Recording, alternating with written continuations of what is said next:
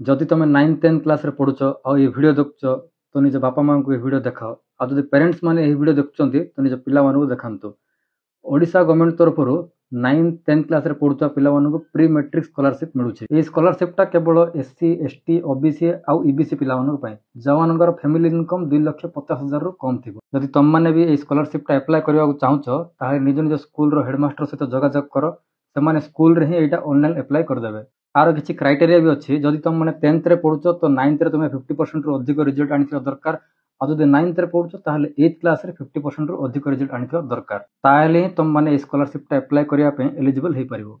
मु इठी स्क्रीनशॉट टा लगे दोछि आपन देख परथुबे। जदि ए स्कॉलरशिप टा तुम माने पाउछ तो एससी कैटेगरी रो पिला माने पो पिला माने 3500 जे पिला माने 3500 मिलो। जो माने घरु जाई कि स्कूल रे पढ़ुथुबे आ जो माने बोर्डिंग रे पढ़ुथुबे तो माने 7000 टका मिलिबो। आ एसटी पिला माने पय बोली पो पिला को 3000 और झियो पिला को 6250 टका। आ ओबीसी एससीबीसी ईबीसी पिला माने 4000 टका ले मिलिबो। तो जल्दी जाई कि निज निज स्कूल रे जोगाजोग करंतु कारण अप्लाई करियर लास्ट डेट होची 18 मार्च 2024।